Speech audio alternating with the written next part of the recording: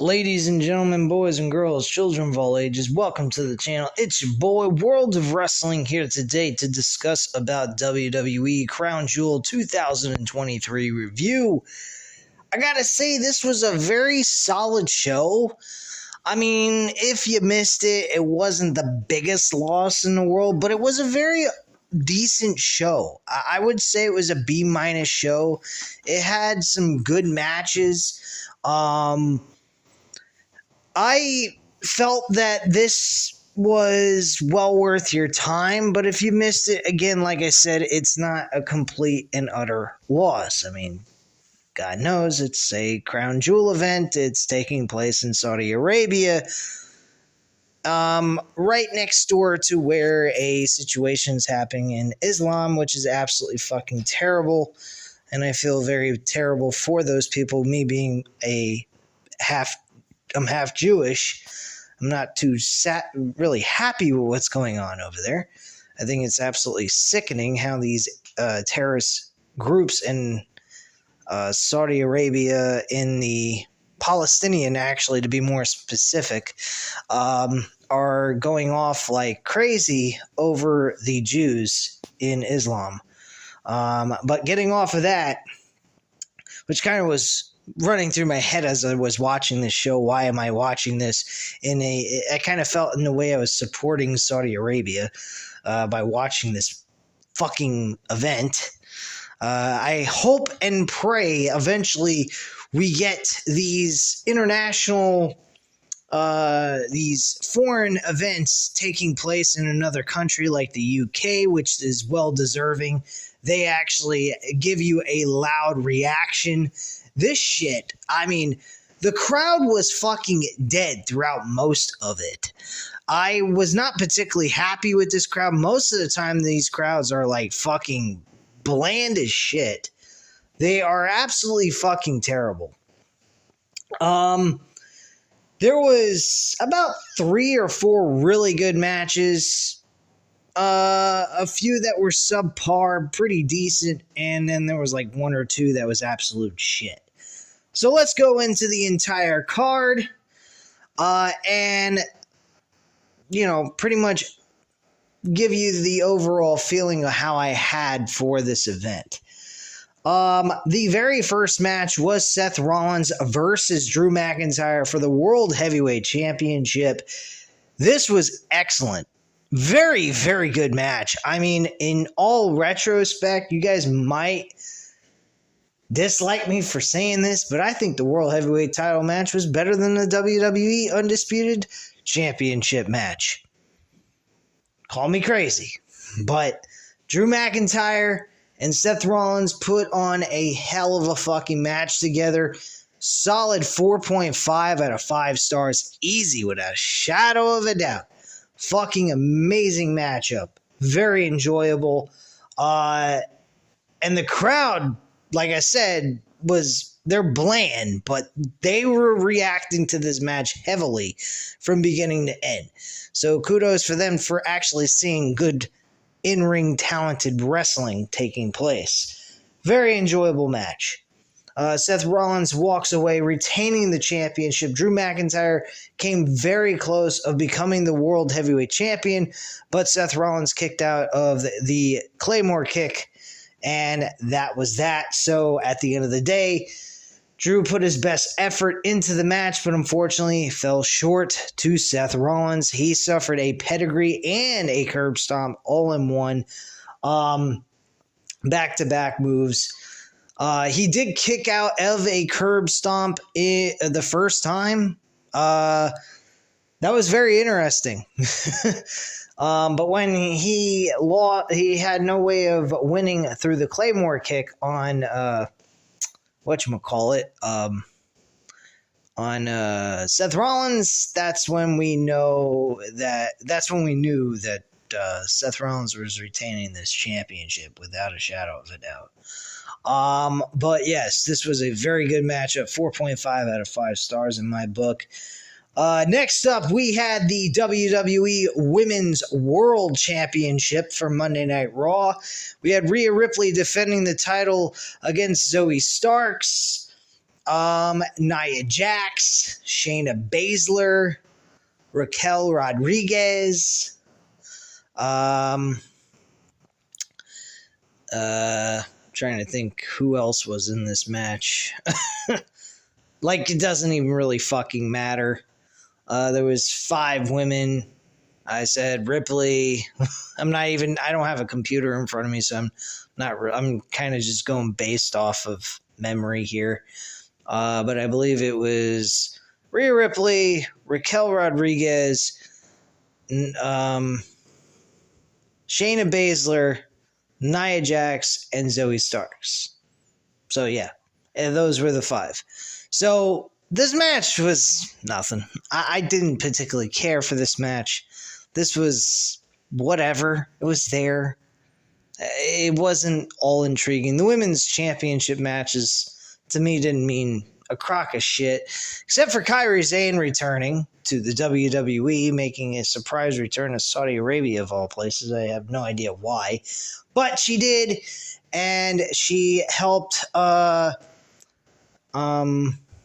Sky retain her WWE's women's championship against Bianca Belair, which happened later on in the night.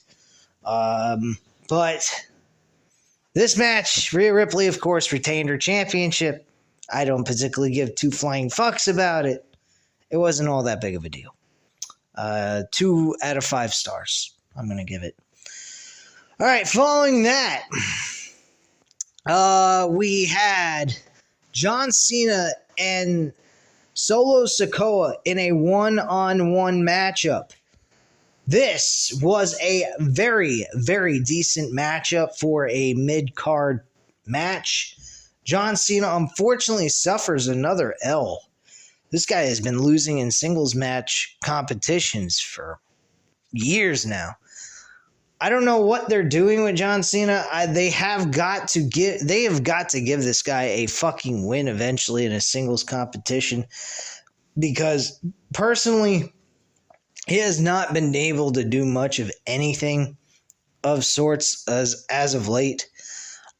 He has been not even there. He's just there doing a job, putting people over, and that's it. He needs to win matches or he's just basically irrelevant.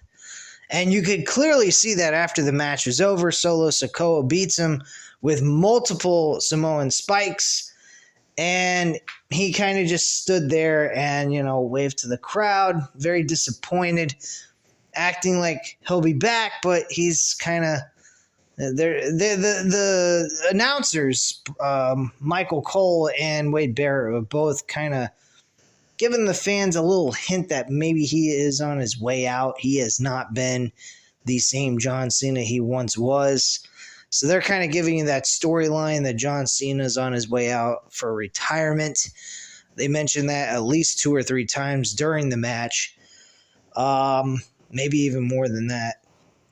But John Cena, he needs to get on a win streak. I think his retirement should be going after that championship number 17. They need to have him make some returns, have some matches, come and have like 4 wins over some decent names, young stars. Yeah, it is not, he's not really putting them over, but I think his last match he should ever have in his career is chasing championship number 17 and losing to a young star like Gunther or something. I think Gunther would be a huge payoff for John Cena to go up against, and Gunther beating John Cena. I think that would be an amazing thing to put to his resume, to be the guy to retire John Cena. I think Gunther becoming the World Heavyweight Champion, this run as IC Champion, has been fantastic. And no, I have not been watching Raw consistently at all. Fuck, I haven't been watching Raw for months now, since WrestleMania. So, I mean, personally, I truly think they've been doing an amazing job with his run as IC Champion. I think that him becoming a world champion next year would be great. He beats Seth Rollins for the title, and then he moves on. He's beating guys left and right whenever he has a title defense, and he's becoming like Roman Reigns but the World Heavyweight Championship. That's the way I would make Gunther. I'd make him a guy that's consistently there, not wrestling every week, but making him defend the title at the pay-per-views, hyping up the matches, having maybe 6-man tag team matches with Imperium, having him do little, maybe a title defense here or there on the shows, that kind of thing from time to time. But unless he's defending his title, he ain't wrestling. He's just there. He's making appearances at the shows, and he's just doing his thing, and he's just coming across like the biggest fucking monster of all time. And I would love to see John Cena be on a relevant winning streak, good enough for them to say, hey, he's going to challenge for the World Heavyweight Championship against Gunther at a major pay-per-view, probably WrestleMania 41. I'd be okay with that. And have John Cena have like 3 or 4 matches in a singles competition and have him win those matches and then have him face Gunther at WrestleMania. Not winning the Royal Rumble, I would not fucking do that. That is idiotic to do. You don't take the Royal Rumble against a new star that you could possibly make into. So I wouldn't do that. But I would have John Cena face Gunther for the World Heavyweight title at WrestleMania 41 if they can get him to do 4 matches throughout the year of 2024, and then in 2025 have him go one-on-one with Gunther for the World Heavyweight Championship. That's what I'd do. And then make Gunther win and retain the title against John Cena and make John Cena retire altogether by putting him in the most brutal, painful match he could ever be in with a guy like Gunther. That's just the way I see it. But whatever. Anyway, but this match was not bad at all by any means. This was a very good mid-card matchup. Perfect spot, I believe. The third match on the card. They did a very good job with this. Solo Sikoa got over looking good. John Cena did not look like he was pathetic in any which way at all in this matchup, but he didn't go over and win. So that's my biggest deal with this. But John Cena did a good enough job to be believable enough that he fought hard enough to try to win, and he didn't look like a chump losing. So my personal feelings on this is a 3.5 out of 5 stars. It's a pretty fairly decent matchup. I really don't have too much to complain about this one. So I definitely am satisfied with this. The next match after that was Logan Paul and Rey Mysterio for the WWE United States Championship. And this match was good. The crowd was fucking dead for this match. I don't know why. This match was not bad whatsoever. I'm going to give it a 3 out of 5 stars. But damn, that crowd was fucking dog shit for this match. They were like literally quiet as a mouse.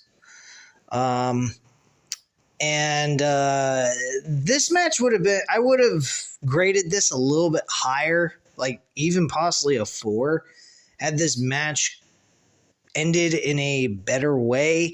It seems like Logan Paul is taking the William Regal route, where he's taking brass knucks and hitting his opponents in the face to win.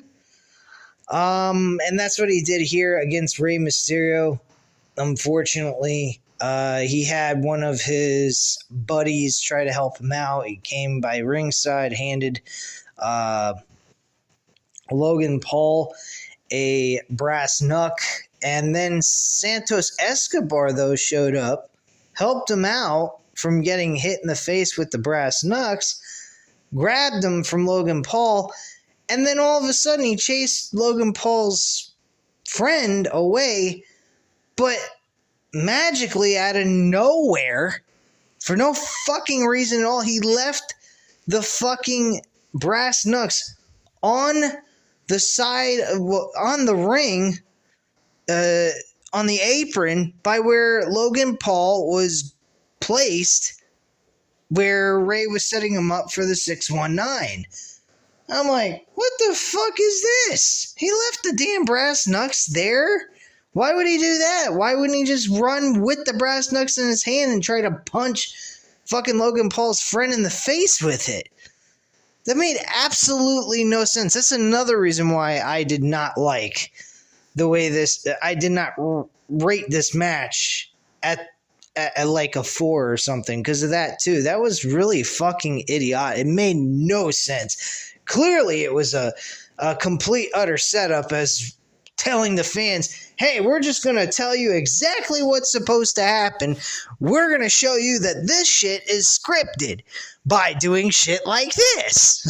I mean, this is, in reality, nobody would do this if this was not a fixed show. If it wasn't predetermined and this was all real, if this was all like a free-for-all, we clearly wouldn't have seen something like that happen. No rational person with logic in their brain would do something like that, leaving their own friend to get screwed over by the opponent. And at the end of the day, William Regal, Logan Paul ends up winning the match with the brass knucks hitting Rey Mysterio in the face as he's leaping off the top rope to finish the match, and gets punched right in the mouth and gets knocked out for the 1, 2, 3. And Logan Paul becomes your United States champion.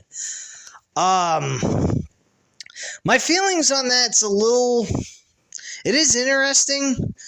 It doesn't take away, a world championship from somebody, but I don't know. I don't feel right with championships being held by part-timers that come and go. They're not there consistently. I'm just not a huge fan of that. Brock Lesnar kind of made sense when he did that because it's fucking Brock Lesnar. They were taking an MMA type of mentality towards this. So I'm kind of not against the whole idea when they did that. But I mean, Logan Paul, he's a fucking YouTube douchebag, okay? Let's just be real. Is he a good wrestler? Yes. I enjoy his in-ring ability, but as the Logan Paul, the person, I can't fucking stomach him. I think he's a piece of shit. So yeah, I was not big on this match with those two little things, the brass knucks being used, plus the brass knucks being left for Logan Paul to conveniently be able to grab them after they were taken away from him. The whole thing was just fucking idiotic. But yeah, I particularly did not like the ending to this, so I would say 3 out of 5 stars.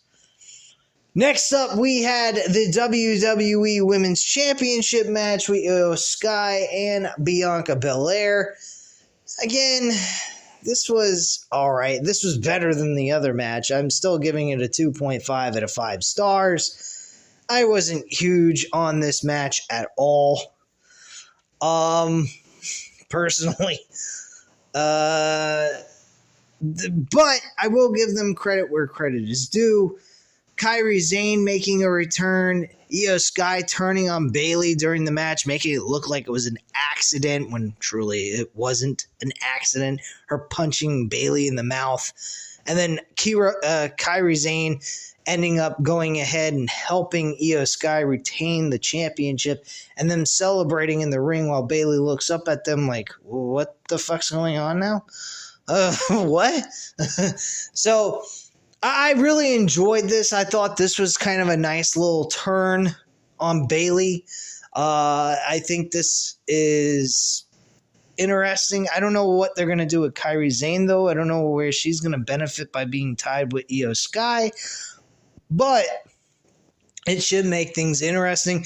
A Bayley versus Kairi Sane match, one-on-one, I would possibly be okay with. Maybe a women's War Games match, but I don't think there is a women's War Games match taking place. I think That's just for a Monday Night Raw men's side of things.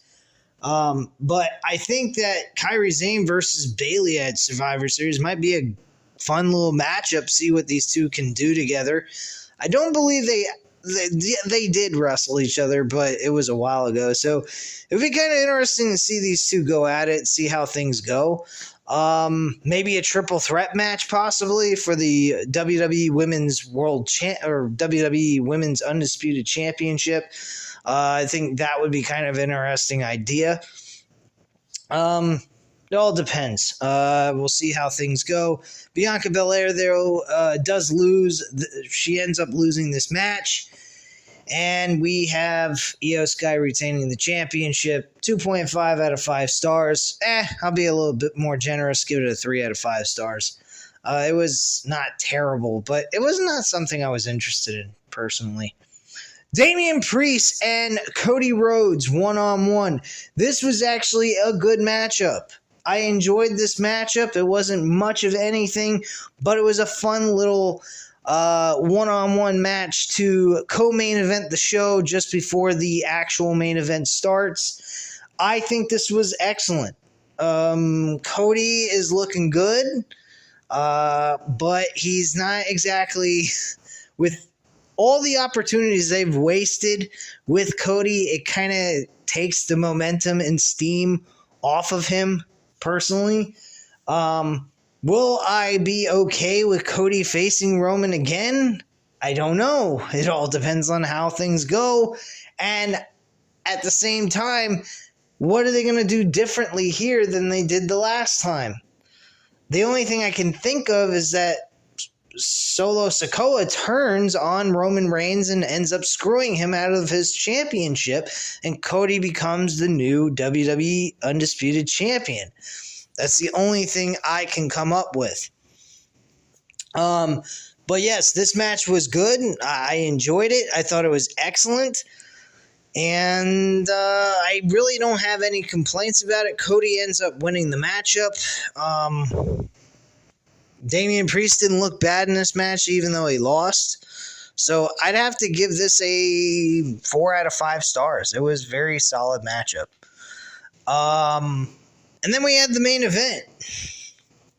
I don't know how you guys are going to react to this, but I was not really all that impressed by this match. LA Knight was getting the proper reactions from the fans. Yes. Was he good in his match? Yes. I'm not saying that LA Knight did a terrible job here, even though he jobbed out in this world title match. We all knew that was going to happen anyway. Anyone that thought LA Knight was going to actually beat Roman Reigns in the middle of this fucking historical reign that Roman is having, that nobody's gotten in a very, very, very, very long time, in almost, I would say, 40 fucking years since Hulk Hogan, you're fucking crazy. Okay? So, Roman winning this match was not the surpriser here. The fact of how the match went. I think the ending was really, whatever, underwhelming. It didn't have the same kind of value that the World Championship match had, like I said earlier in this video. I think that they could have done a lot better job with this. I don't think that has to do with Roman or LA Knight being the reason why this match sucked. I think that they did what they did the best that they could, what they had. There's also producers telling them what they can do in the ring, what they should be doing, and so forth. And having all this interference bullshit is really starting to piss me off. Can we at least have Roman Reigns, if he's going to cheat, do it on his own? He doesn't need a flock of fucking characters to do it. I mean, it's getting really fucking old at this point.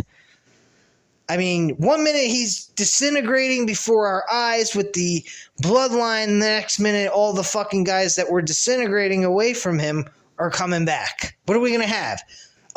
Jimmy Uso facing Jey Uso at WrestleMania, and then they get back together and join Roman Reigns again. I mean, this is just utter fucking insanity. And they did this in the very beginning of this storyline back in 2020 with Jey Uso. So I'm not quite getting it. Personally, I think that this is really, truly idiotic. And I didn't particularly like this. This was not something that LA Knight needed to be in.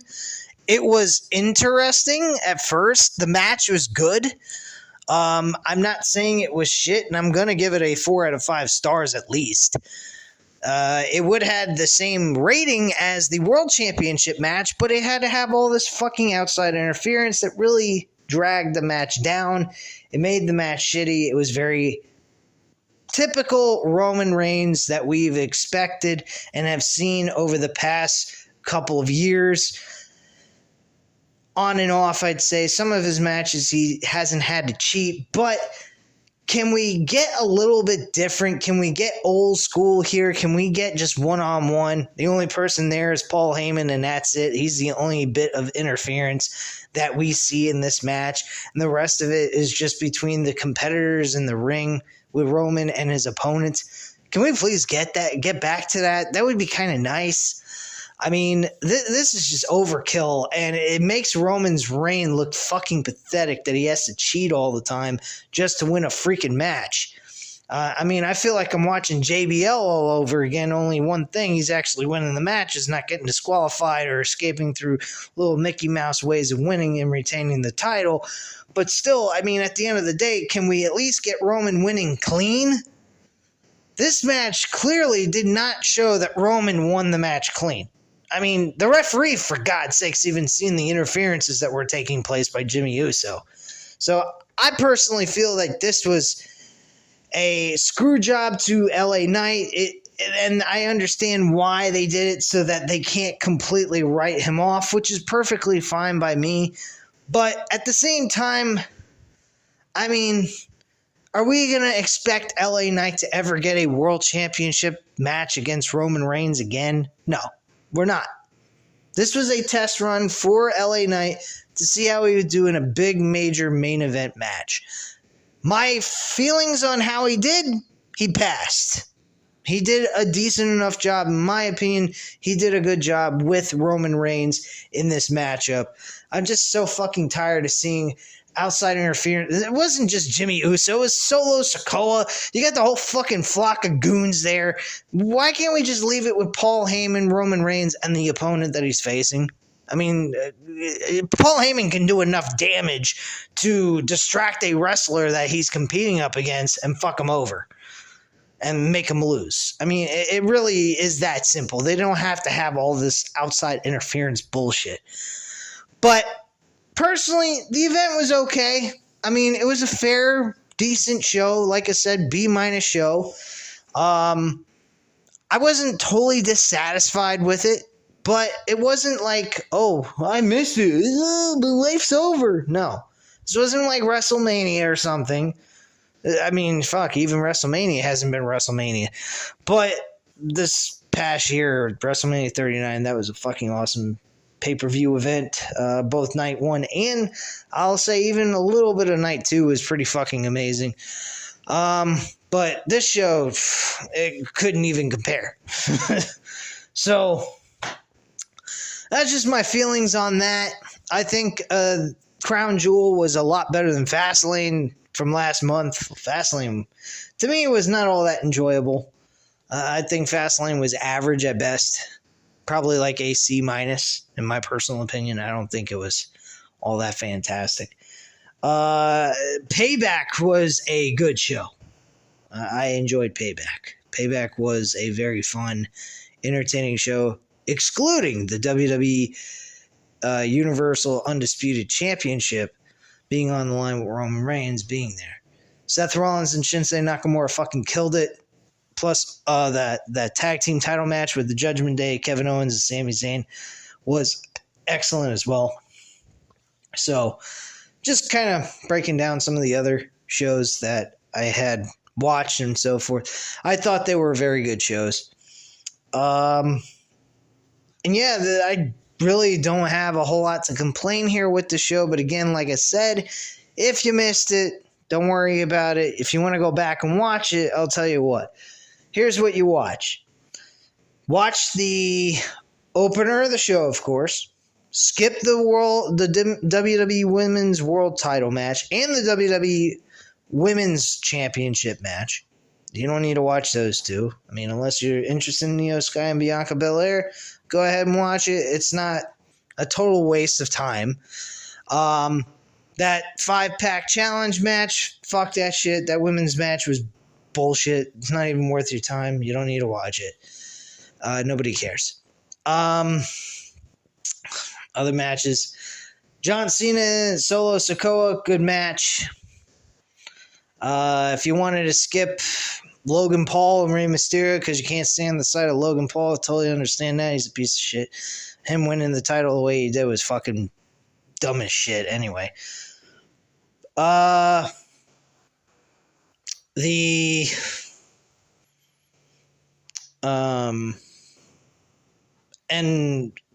Cody Rhodes and Damian Priest was good. I mean, if you wanted to go back and watch that in this event, I would definitely say so. And Roman Reigns and LA Knight was a good match, despite my feelings on how it went down. I kind of disliked how it went. It felt kind of flat to me with the interferences and everything else. But this match was not bad at all. Like I said, 4 out of 5 stars. B- show. So anyway, guys, that's all I have to say at this time. You know what to do. Hit the like button if you like this video. Hit the subscribe button if you're not already subscribed to the channel. Leave a comment down below. I'll definitely get back to you on that. Thank you guys very much for watching, and have a great night, guys. Bye.